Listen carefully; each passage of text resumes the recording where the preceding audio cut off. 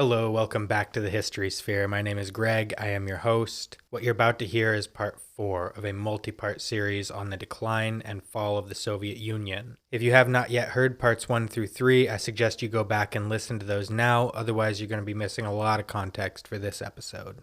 We left off last week with the conclusion of the Russian Civil War and the coming together of the USSR, the Union of Soviet Socialist Republics, where, after 3 episodes, we finally reached the beginning of the thing whose end I'm trying to tell you about. This week I'm going to continue my deep dive into the context of what the Soviet Union was, and we're going to be talking about the rise to power of Joseph Stalin. This is The End of History, Part 4.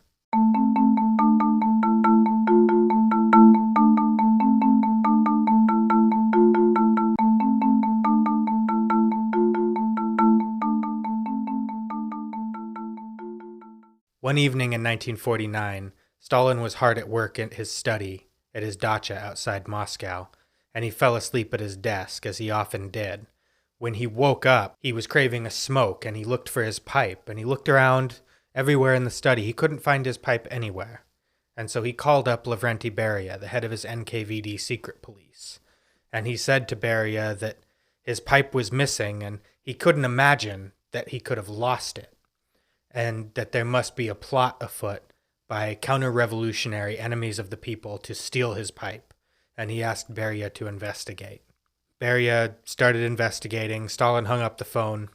A few hours later, Stalin found his pipe lying under some papers on his desk, and he called Beria to let him know that he found his pipe, and Beria said, "But sir, we've already arrested 100 people for stealing your pipe, and 99 of them have confessed to being part of a counter-revolutionary capitalist conspiracy to steal your pipe from you." Stalin paused for a moment. He was clearly troubled by what he was hearing. He said, 99 people have confessed? And he thought about it for a moment. And then he told Beria, "Continue the investigation." This is obviously a joke.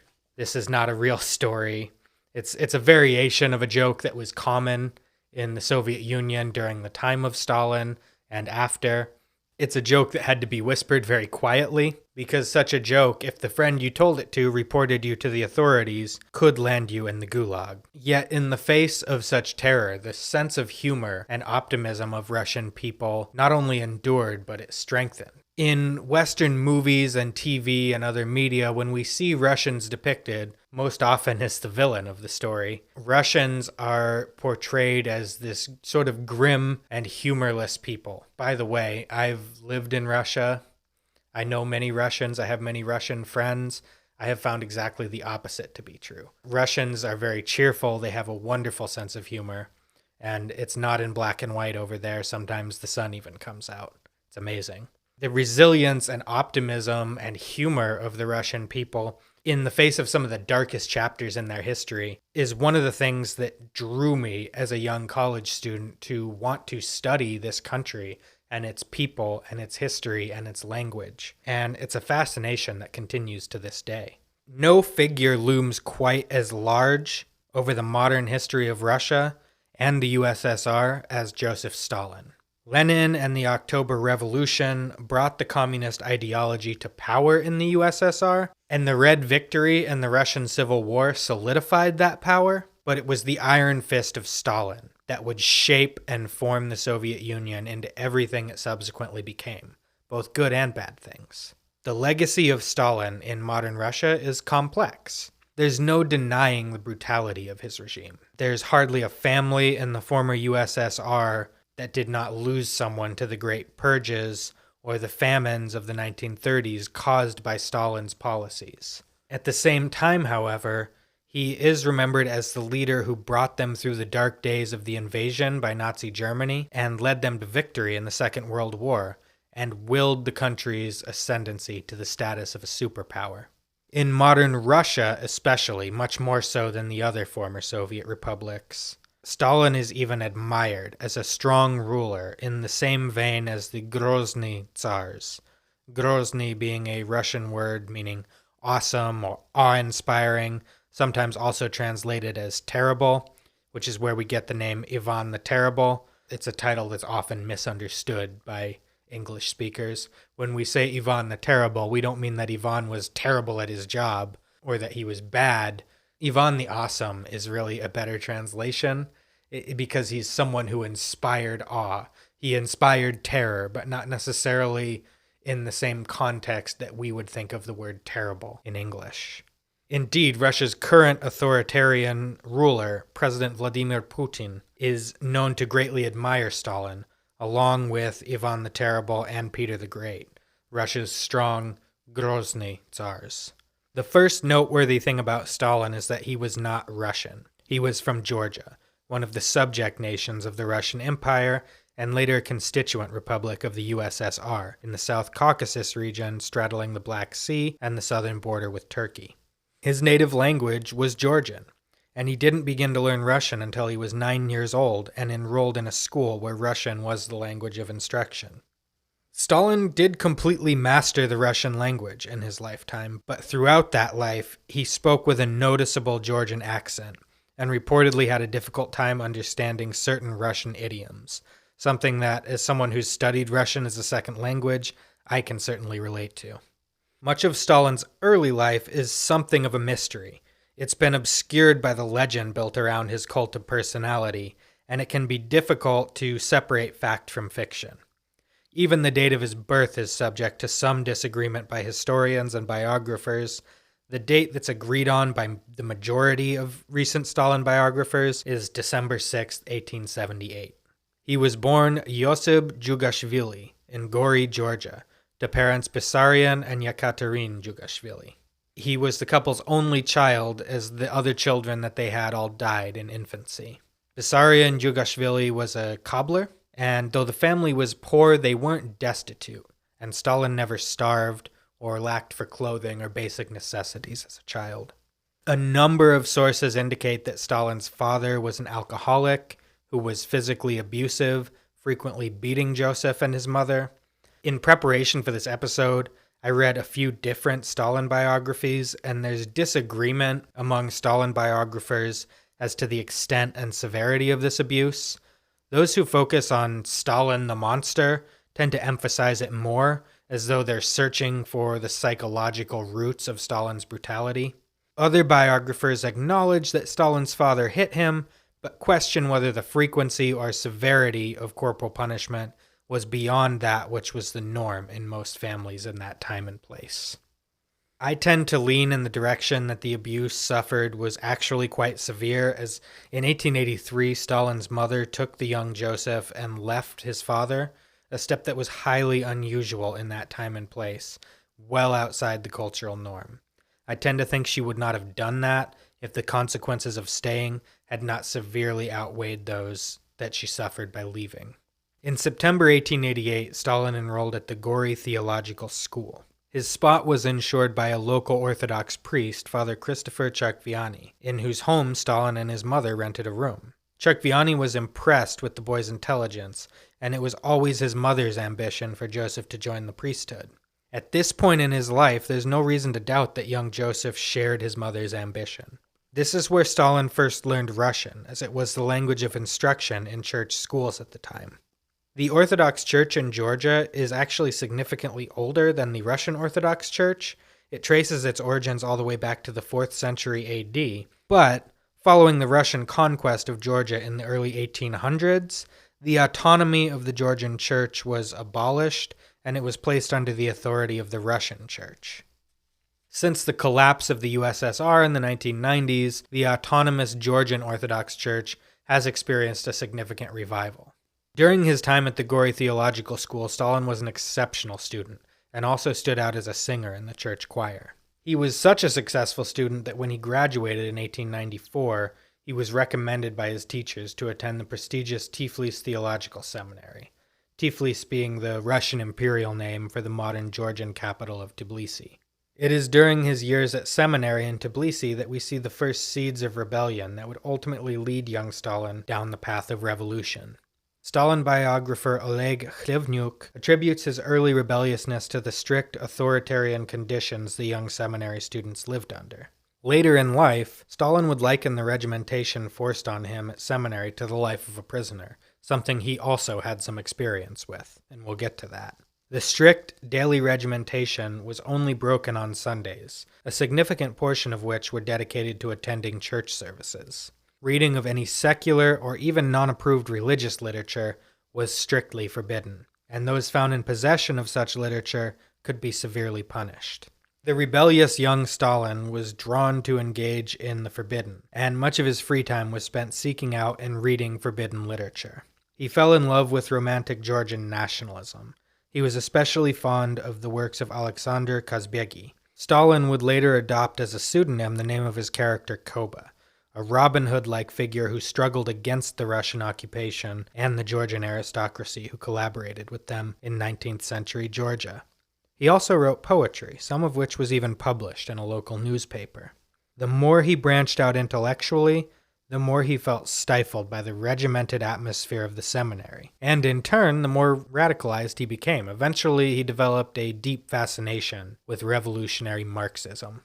One Stalin biographer even speculated that as Stalin became disillusioned with the church and began to turn away from his religious beliefs, the all-encompassing nature of Marxism was particularly appealing to his religiously trained mind. I tend to agree with this assessment, and I think this highlights one of the main differences between Lenin's approach to Marxism and Stalin's approach to Marxism. Whereas Lenin, a former student of the law, approached Marxism with the logical, pragmatic mind of a lawyer, Stalin approached it with the dogmatic and uncompromising mind of a religious fundamentalist. As his grades suffered due to his increasing attention to his extracurricular activities, Stalin officially joined the Russian Social Democratic Labor Party in 1898 while still enrolled at seminary. There is some debate as to whether he was kicked out of seminary or whether he left of his own accord. The later cult of personality legend, the story that Stalin himself preferred to tell, is that he was expelled for spreading Marxist propaganda, a story that lent weight to his revolutionary legend. Stalin's mother, on the other hand, always maintained that her son was not expelled, but withdrew from the seminary due to his poor health. Stalin's biographers seem split on the issue. I will not venture an opinion on this. Whatever the circumstances of his departure, Stalin left seminary in 1899 without graduating. After departing from seminary, Stalin took a job at the Tiflis Meteorological Station, which required minimal effort and left him plenty of time for extracurricular revolutionary activities. He very quickly fell in with the more radical wing of the Russian Social Democratic Labor Party, rejecting revolution through legal means and embracing the ideology of violent revolutionary struggle. He spent his free time spreading Marxist propaganda to workers around the city and agitating for socialist revolution. He was hardly unique in this among his fellow Georgian socialists. What made him unique was his talent for remaining anonymous and consequently avoiding arrest. Much of the party leadership in Tiflis was arrested and jailed between 1900 and 1902. The absence of the party's leaders due to arrest, exile, and imprisonment left a vacuum that allowed the young Stalin to rise quickly through the ranks of the party. He was also exceptionally dedicated to the cause and had an iron work ethic, traits that made him indispensable to his superiors in the party hierarchy. By March 1902, luck would catch up with him. He was alleged to be one of the organizers of a march that turned violent in the city of Batumi, resulting in the deaths of 13 demonstrators. Stalin proclaimed his innocence, but was jailed indefinitely while the regime conducted an open-ended investigation searching for proof of his guilt. Ultimately, they were unable to produce any evidence of his involvement in the Batumi demonstration, but they did acquire ample evidence of his political activities in Tiflis. Finally, after nearly 2 years of imprisonment, without charges, the regime sentenced him to exile in Siberia for his illegal political activities in Tiflis. He had no intention of remaining in Siberia and escaped from his exile after only a few months in early 1904. He returned to Georgia and, now a fugitive from justice, was forced to live underground. It was at this time that he adopted the pseudonym Koba, after the famed literary character, as his alias. While he had been away in prison and in Siberia, the Russian Social Democratic Labor Party had split into the Bolsheviks and Mensheviks, like we talked about last week. The vast majority of socialists in the South Caucasus sided with the Mensheviks in this split, But Stalin, drawn to the radical, uncompromising nature of Bolshevism, proclaimed his loyalty to Lenin and the Bolsheviks. Stalin took an active part in the revolution of 1905, feverishly writing and publishing revolutionary propaganda, setting up underground presses, and supporting the activities of militant Bolsheviks fighting the revolution with a campaign of targeted bombings and assassinations. He supported the reunification of the Bolsheviks and Mensheviks only reluctantly, as he knew this would pass most of the leadership positions in the Transcaucasian Party to Mensheviks, Transcaucasia being the region of the Russian Empire made up of the modern territory of Georgia, Armenia, and Azerbaijan. When the briefly reunited party assembled for a unity congress in Stockholm, Sweden in 1906, Stalin was the only Bolshevik elected from Transcaucasia. The following year, when the unified party again met in London, Stalin was once again the only Bolshevik to attend from Transcaucasia. The party would split again in 1907, as I mentioned last week, over the issue of expropriations, that is, outright theft and robbery to fund the activities of the party. Stalin himself was involved heavily in the expropriation process, and his later revolutionary legend would cast him as the ringleader of robberies taking place in the South Caucasus at this time, particularly the 1907 Tiflis bank robbery, which, although it turned terribly bloody, acquired a massive amount of money for the party's underground activities.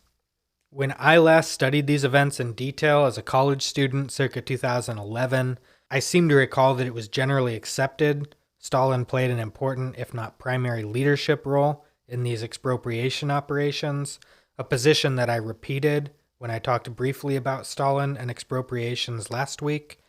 I was as yet unaware that recent scholarship casts some doubt on the importance of Stalin's leadership, particularly in the Tiflis bank robbery.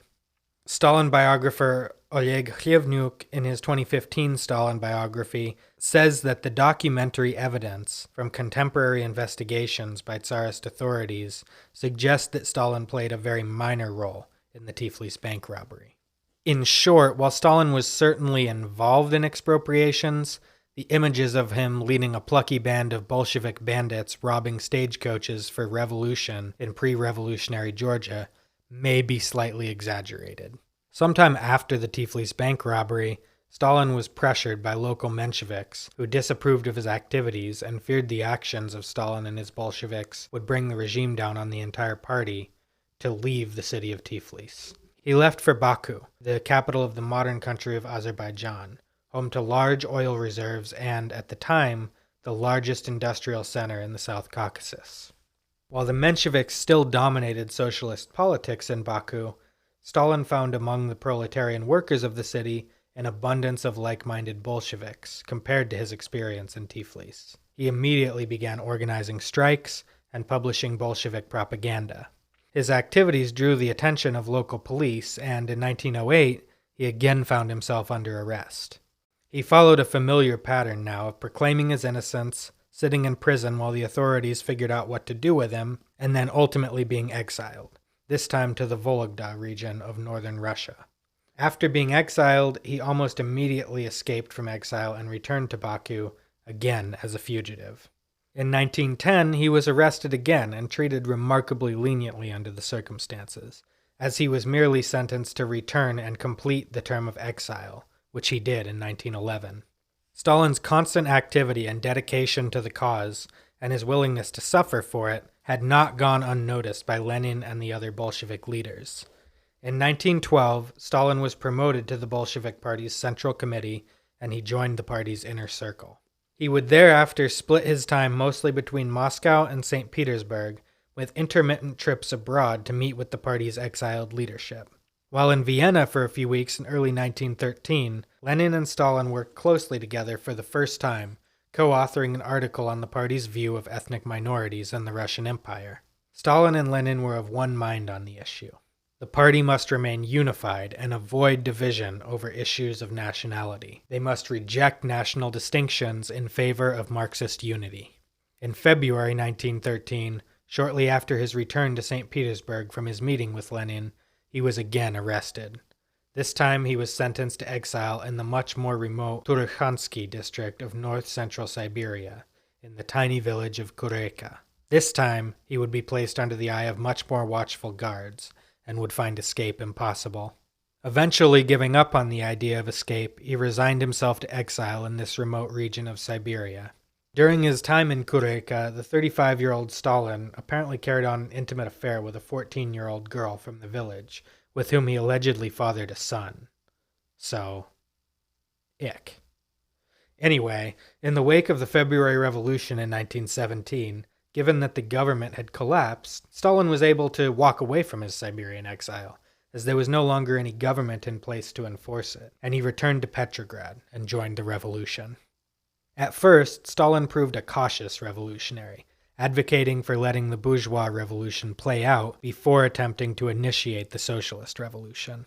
When Lenin returned, however, and made clear his intention to seize power, Stalin fell in line as his loyal lieutenant.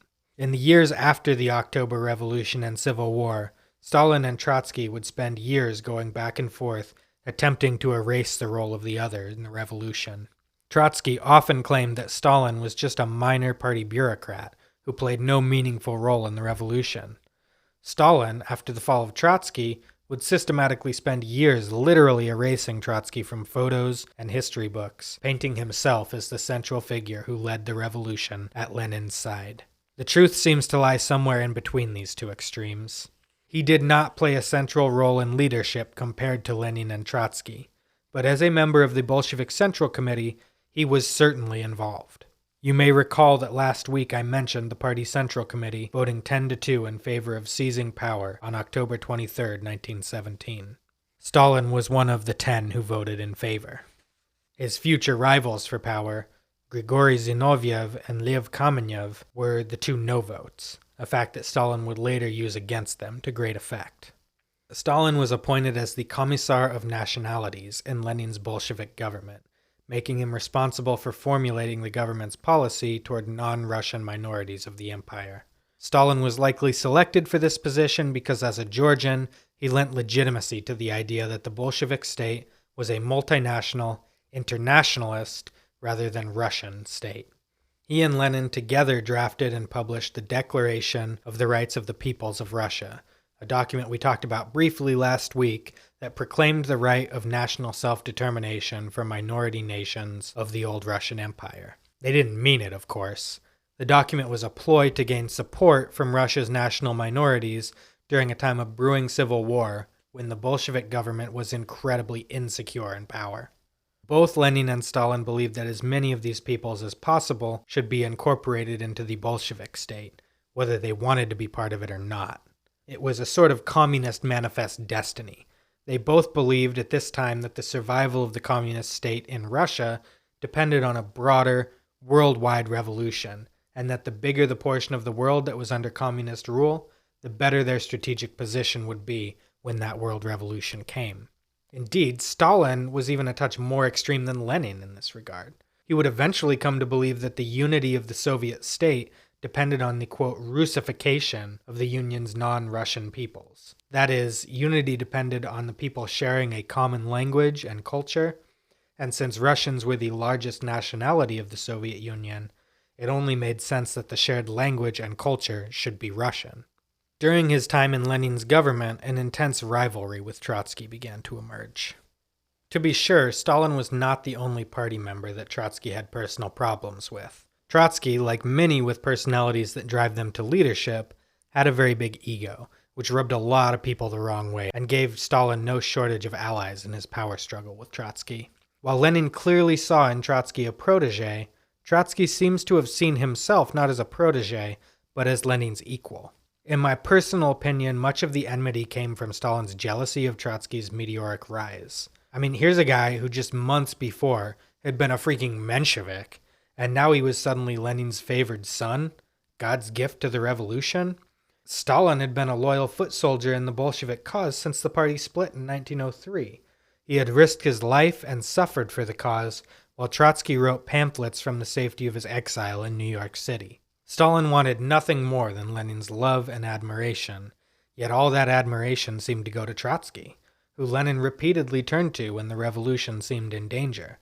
By contrast, evidence indicates that on multiple occasions as late as 1920, Lenin had to be reminded by his assistants of Stalin's name. Trotsky, for his part, made no secret of his disdain for Stalin, telling people often and loudly of his contempt. During the Civil War, Stalin played an active role as a political commissar, taking command of the party apparatus in the area of Tsaritsyn, later Stalingrad, currently the city of Volgograd. I'm once again not going to get sidetracked with the history of the military campaigns of the Russian Civil War. If you're interested in that, I renew my recommendation of Richard Pipes' Russia Under the Bolshevik Regime, and also offer a new one, The Russian Civil War by Evan Maudsley. I will simply say that Stalin's experience in the Civil War proved he was a political creature and not a military one. His attempts at military command during the Civil War and later as supreme leader during World War II proved disastrous more often than not. And both wars, despite what Soviet propaganda might tell you, were won in spite of, not because of Stalin's military decisions.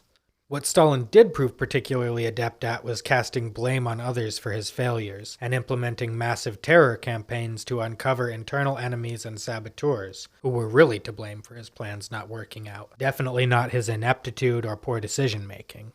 When Stalin's military plans in and around Tsaritsyn proved to be failures, he began a terror campaign to uncover this supposed fifth column.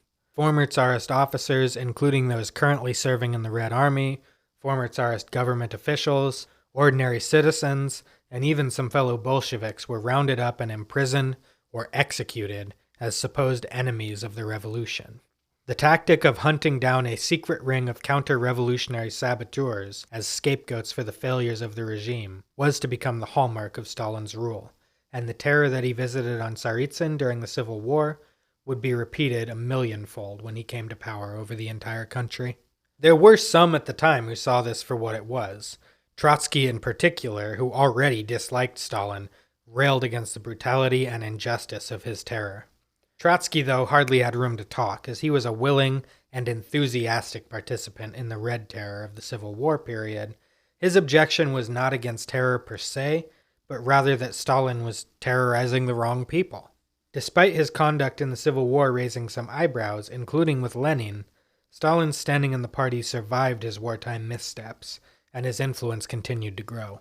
In 1922, as the war was winding down, Stalin was made General Secretary of the Communist Party of the Soviet Union, a position he would hold for the rest of his life. Some of you may recall that I said back in episode 1 when describing the Soviet political system that the General Secretary ruled the party and therefore the country. This was not the case in 1922. The post of General Secretary was not created as the chief executive office of the nation, but rather as an important, but not entirely ascendant, bureaucratic post within the party's leadership structure. It was Stalin who would forge the office into what it became, a process that would begin immediately in 1922, but that would not be entirely complete until the mid-1930s.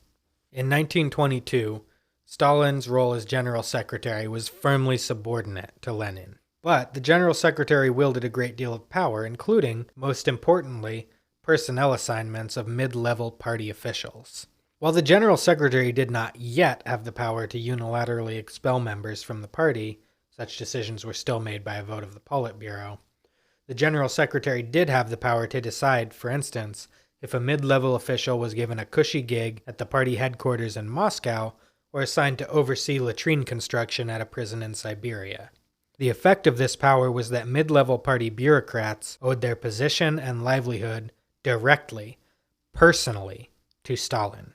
Lenin had made the conscious choice to appoint Stalin to this powerful position directly because he felt threatened by Trotsky.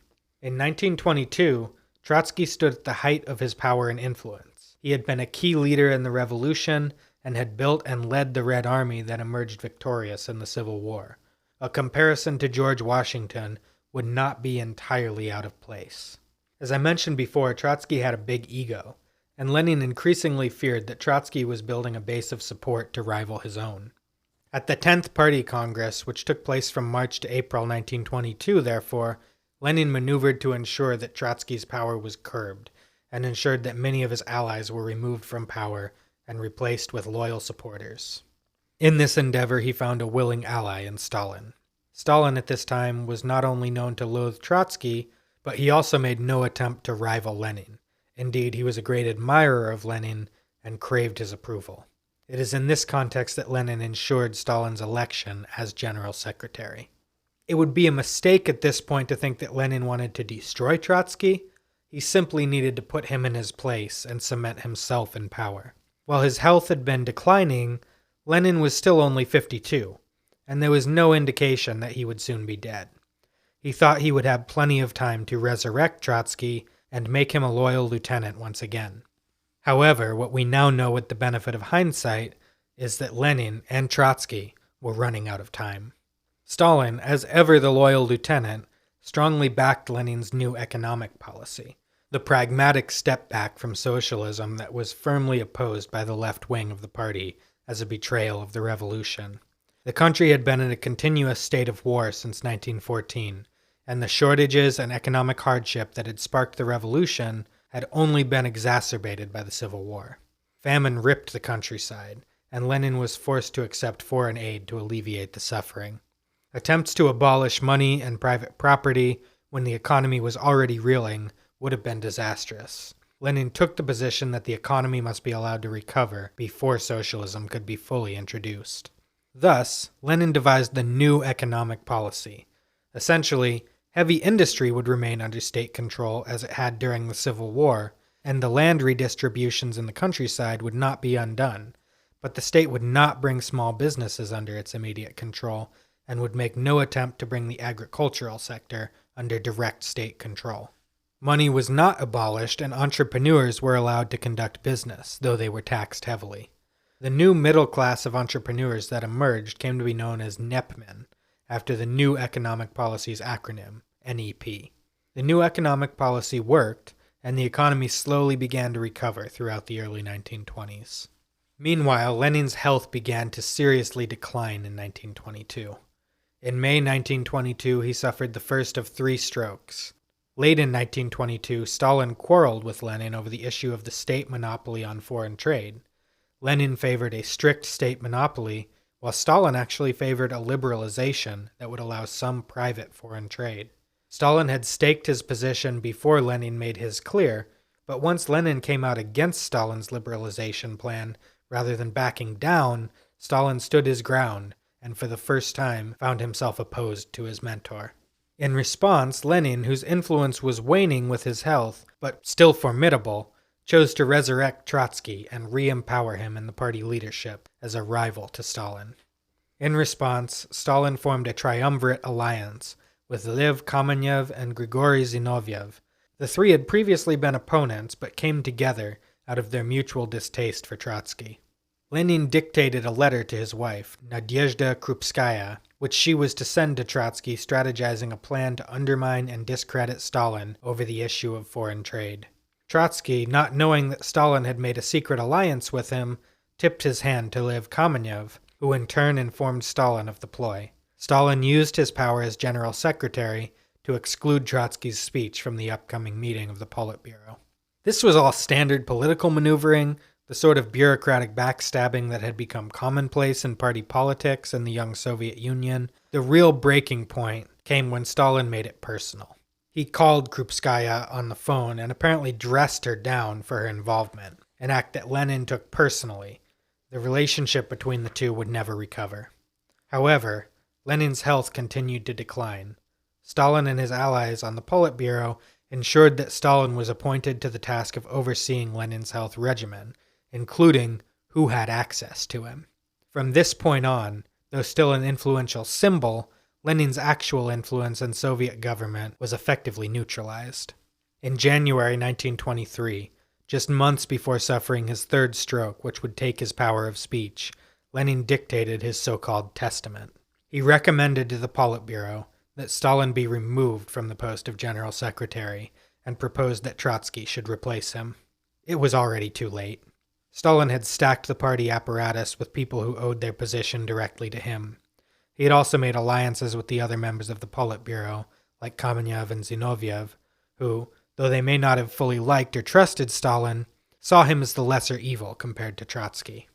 Though Stalin was not able to suppress the document entirely, he was able to ensure that it was never presented to a united party congress, and that the party members who saw it only piecemeal and without the opportunity to take notes. It probably would not have mattered anyway at this point. Stalin's position was secure. Trotsky was highly intelligent and a very capable administrator, but he lacked the instinct for political maneuvering. The game was essentially over before Trotsky even realized he was playing. In March 1923, Lenin suffered his third and final stroke. He lost his ability to speak and reportedly suffered from a form of aphasia that made it difficult for him to comprehend the words of those speaking to him. He never recovered from this condition, and he died on January 21st, 1924. Stalin, having laid the groundwork for the succession, had only to strike against his enemies and consolidate his power. That's everything for today. Next week, Stalin will strike against his enemies and consolidate his power. As always, thank you to the Blake Annex for the use of this studio. Thank you all for listening. If you haven't already, I encourage you to follow and engage with us on social media.